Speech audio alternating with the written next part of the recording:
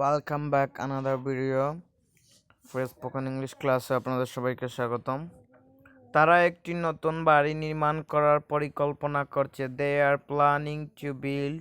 তারা পরিকল্পনা করছে বিল্ড অর্থাৎ নির্মাণ করতে এ নিউ হাউস। তারা একটি নতুন বাড়ি নির্মাণ করার পরিকল্পনা করছে।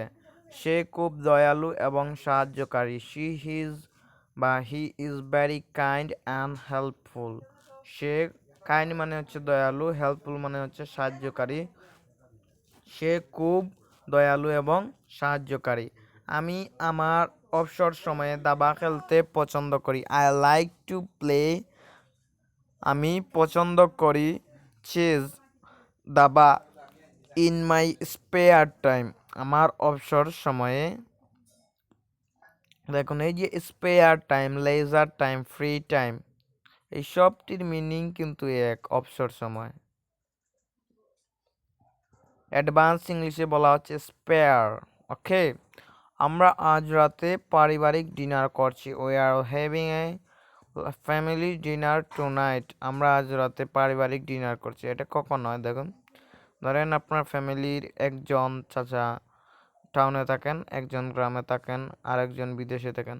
তো আপনারা কোনো একটি কারণে সবাই একত্রিত হলেন এবং একটি রাতে ডিনারের আয়োজন করা হলো। তো সেই ডিনার থেকে এইরকম অবস্থায় এই ইংরেজি বাক্যটি চলে আসে যে আমরা আজ রাতে পারিবারিক ডিনার করছি।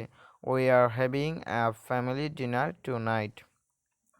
আমি পড়াশোনা করার সময় সঙ্গীত শুনতে ভালোবাসি। এই লাইনটি অলরেডি আমরা বলে ফেলেছি।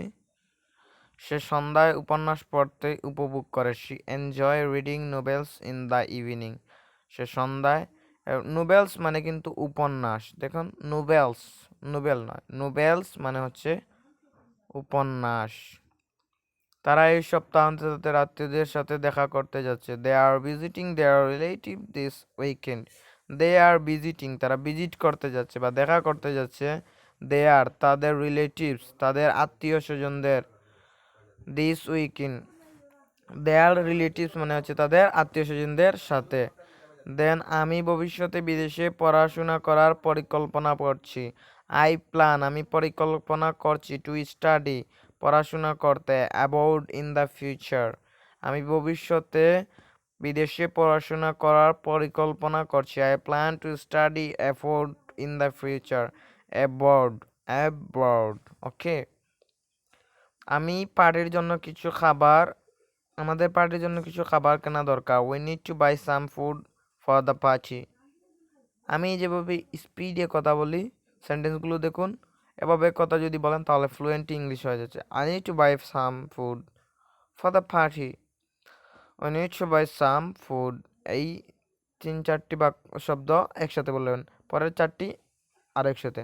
We need to buy some food for the party. Okay, then আমি ঠান্ডা দিনে গরম চকলেট পান করতে ভালোবাসি। I love to drink hot chocolate on cold days.